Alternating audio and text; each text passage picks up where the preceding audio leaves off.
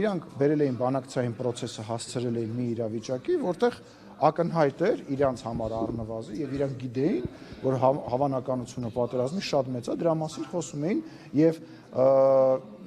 նույնիսկ 2020 թվականի հունվար թե փետրվար ամիսներ ես դրա մասին ասել եմ, Սերժ Սարգսյանը Իրան կոռուպցիայի մեջ մեղադրվող դատավարության ժամանակ 2020 թվականի հունվար-փետրվար ամսի մասին է խոսքը, մեգաֆոնը վերցրել էր, ասում էր Արցախը երբեք չի լինելու Ադրբեջանի կազմում, մենք է զարմանում, ասում ենք ի՞նչ է ասես բաներ խոսում։ Իրանք գիտեին, որ բանակցային process-ը, դա մենք դրա մասին ենք շատ խոսել, հա, ապրիլյան պատերազմը,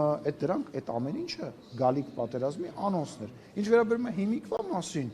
ես ասում եմ հետեւյալը, որ կա երկու քաղաքական ուղղություն։ Եթե դու քո քաղաքական ուղղությունը ընտրում ես, ինչպես Նարեկը մեջ բերեց Քոչարյանի ասածներից, հա, որ դու պետքա հենց Ադրբեջանը թուլանա կամ, չգիտեմ, Թուրքիան թուլանա կամ որևիցե այլ երկիր թուլանա, դու պետք է իր վրա հարձակվես։ Եթե դու պահանջատիրական բաներ ես ներկայացնում, պահանջներ ես ներկայացնում քո հարևաններին, բնական է, դա կազուս բելի է, դա պատերազմի առիթ է եւ դու ակնհայտ անոնս ես անում,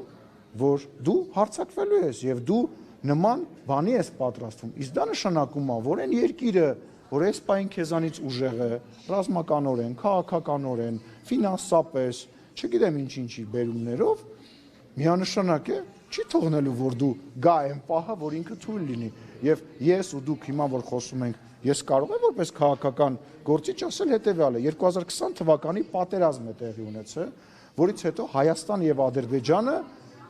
սահմանը վերարտադրել են Հայաստանի եւ Ադրբեջանի։ Եւ դրանից հետո եթե գալիս է մի ուժ, որը ասում է ես այդ սահմանազատումը, սահմանագծումը չեմ ճանաչում, ես պետքա 29743 քառակուսի կիլոմետրից դուրս մտածեմ, բնական է, ես որպես քաղաքական գործիչ եւ դուք որպես ուղղակի քաղաքացի մարդ կարող եք կանխատեսել, որ այո, կարող է պատերազմ լինել։ Դրա մեջ ինչ որ տենց մարտավարական քաղաքական հնարք տեսնելը որևիցե ձևով տեղին չի։